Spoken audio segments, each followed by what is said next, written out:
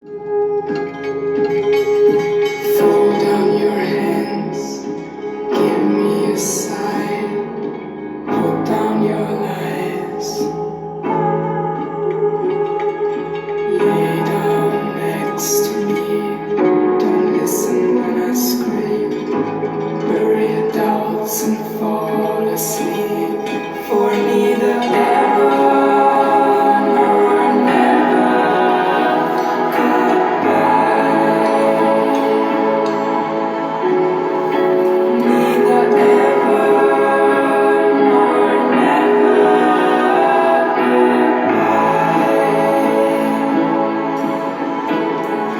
neither ever nor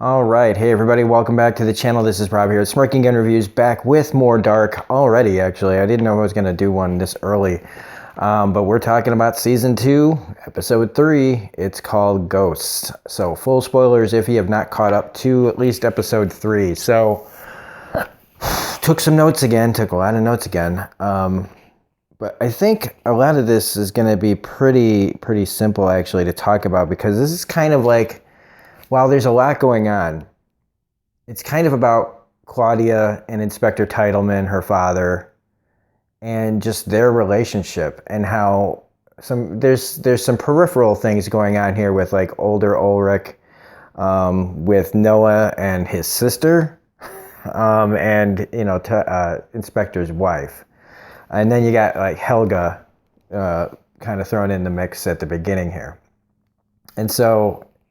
First I thought this was like, oh my god, this is gonna be about Noah and Helga and all this stuff, but it really is about like the relationship between this father and his daughter, and how it's so complicated because they bounce around a lot in this one.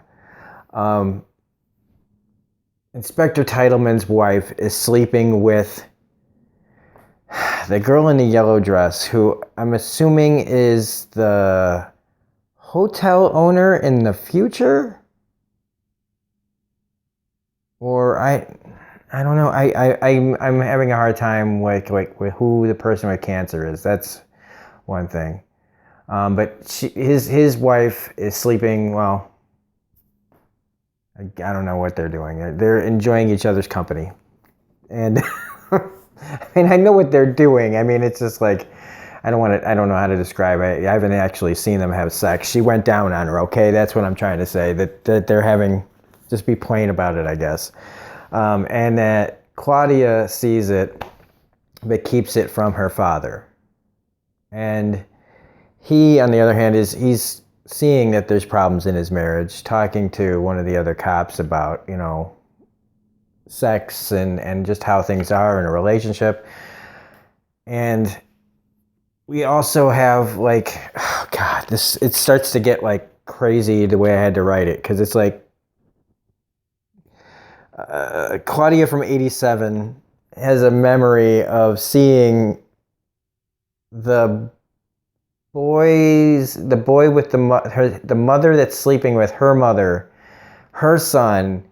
She saw his junk, she saw his dick, and for some reason that's a memory that they have in here. And I guess, she tries to hang out with her daughter Regina, and tries to really open up about, her feelings to her and stuff, and in the end it kind of reaches her.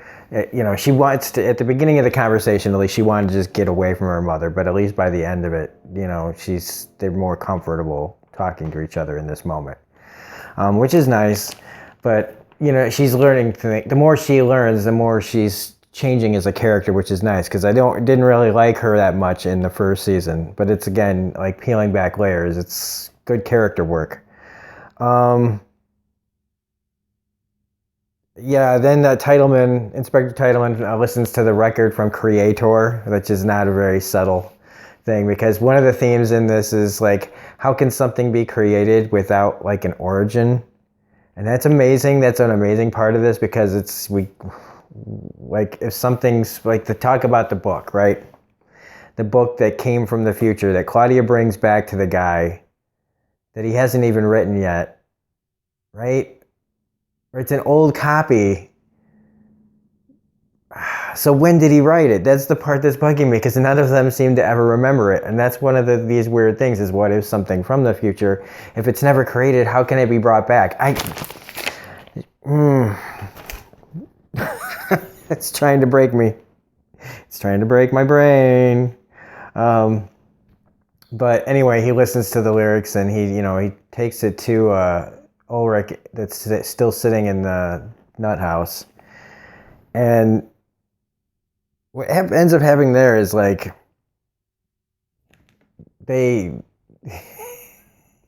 well, first 87 Claudia talks to Helga. Yeah, and he starts talking about this other thing that's going on here with the White Devil, which I think they're talking about Adam, which is just kind of funny. White Devil made me think of Ace Ventura, When Nature Calls. White Devil. Oh. Kitsuyorcha or something like that they call him. Is that White Devil? Future Claudia talks to Noah's sister. Okay, so this is interesting. So Noah, okay, we're going to talk about Noah for a second.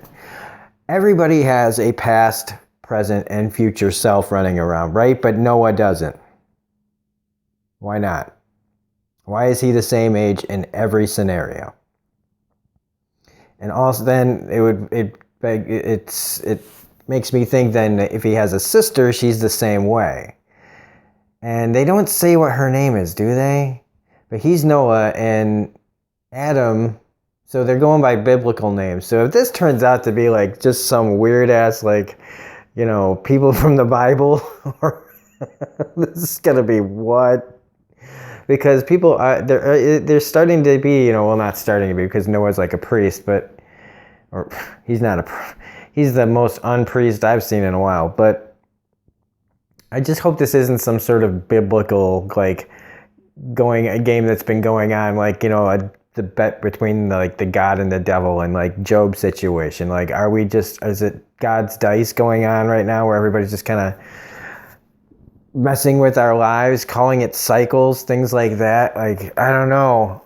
This is really starting to mess with my brain, because maybe it's not just about dark matter. But what's with that family? Noah, Adam, and whoever she is, somebody's got to be named Eve in here, right? Because, yeah, and forsaken her. When they talk about how you'd forsake her, are they talking about old Claudia? Or are they talking about, like, a mother figure? Like, and that's why I said, like, look out for Eve here somewhere. Adam won't take you back. I don't know. There is a scene that bugs me, though, and that's when future Claudia talks to her father as a young officer, and just goes in there and is cryptic for cryptic's sake, saying, I'm sorry, you didn't deserve this. And even though it pays off, right? It pays off, but it's just, it's such a shitty way to, like, somebody just standing there going, would you please just tell me what you're talking about? And that person not telling you anything, just saying something more cryptic, and then just gets up and leaves. I hate scenes like that. Like I said, it pays off. But in the moment, I didn't think it went anywhere. I was just like, this is just another one of those things where somebody is begging you for information. There's nothing to stop you from telling the person what they need to know. But you've got to be specifically cryptic and a bit of a dick about it. And I know it's supposed to be cathartic for the characters, but for the viewer when it's happening, or at least for me, I'm like, would you just tell him something? Now, it's amazing, but I mean, first off, when he sees the person with two eyes, colored eyes, and she's telling you all this, and your daughter just happens to have two different colored eyes, I mean, I would have already thought something was rotten in Denmark, because I would have mentioned it, like, hey, yeah, my daughter has the same kind of eyes as you. But whatever, it's a small gripe. It's a small gripe.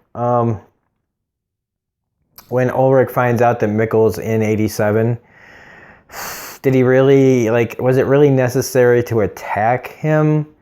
I mean, he's not crazy. He might have gone a little bit nuts being in an asylum, kind of like a McMurphy One Flew Over the Cuckoo's Nest scenario. But he's not crazy. And I think that wouldn't you want, like, to be the most calm you could be? Like, this is your moment to get out. Okay, tell me what's happening. All right, I need to talk to you, blah, blah, blah. Instead, they chose to have him just be, I'm going to kill you. Like, I know Ulrich's hot and everything. It's just, I don't know. I don't know if I like that choice is all. I just feel like Ulrich, why would Ulrich do something even more, proving how crazy he looks by acting crazy? And that whole thing, yeah, again with Creator. This has got to have something to do with all this, because we keep having, Charlotte's dad is the one who built the time machine because somebody sent him all this stuff. So again, even with pieces of the time machine, they got sent back to this guy. It's like, where did they actually start?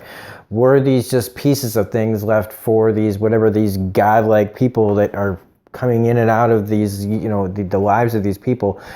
And when Noah kills Claudia and gets the papers from her, this is where, okay, maybe I was wrong about calling him a priest, because here he goes finding proof that something that he's been believing in isn't true. And what does he do? He fucking covers it up because it doesn't suit his narrative.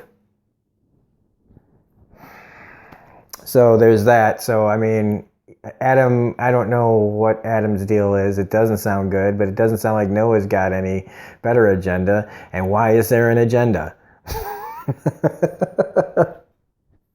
And so, yeah, like, I'm glad that they, that everybody's been telling me that there is a season 3, like a final part to this, because yeah, we're gonna need it. Only 8 episodes, and I know that somebody said they're coming out later this year, which is, yeah, fine and dandy, but oh my god, like, I don't even know how to even start to resolve the storyline that's going on in here. But this was really interesting to try to extrapolate as much as I could. But it is nice to see that Claudia and her father do have this moment when he tells her about the cancer. And there's several moments throughout this that they get a moment. And I know maybe I'm brushing over Helga's thing or whatever, but not really. I mean, he just says, don't trust Noah no matter what. Never trust Noah. Yeah, there's more to talk about with the sister that's going on. And yeah, this book that somehow just showed up is just insane as well. But yeah, the other moment when the daughter says the same thing that the older one said was really, really cool. And like I said, it pays off that kind of vague conversation he has with her earlier.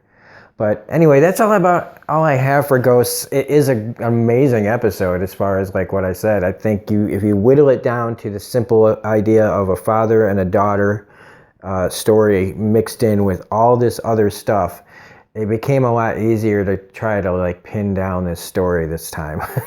So anyway, if you liked this review, please hit the like button. Remember, no spoilers in the comment section, so comment, share, subscribe. It really helps out the channel.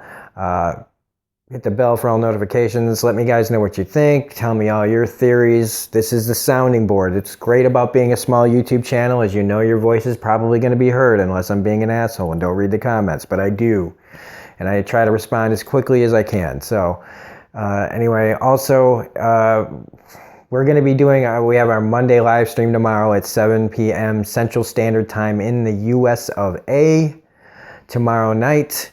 We're also going to be doing a Handmaid's Tale live stream next week. And let me know if you guys are interested in having like a big like season 2, once I'm done with this, a big season 2 live stream where everybody can come and talk about Dark from all over the world and what you guys think and questions and theories and all that jazz. So go ahead and put that in the comment section as well. Otherwise, you can also find me at Twitter at Yesh8. That is YESSHH8. And that's, yeah, and you can find places to contribute to the channel in the description. We are doing so much on the channel right now. We're finishing The Terror. We are still trying to get through Too Old to Die Young. We've got some gaming streams. We've got Handmaid's Tale. We've got Agents of S.H.I.E.L.D. We've got Sam Rockwell month. I know I'm still forgetting like a couple of things probably. So there's a lot to look at on the channel. Welcome to the channel if this is your first time here. So this is Rob at Smirking Gun Reviews saying have a great day, and we will see you on the next video. Bye.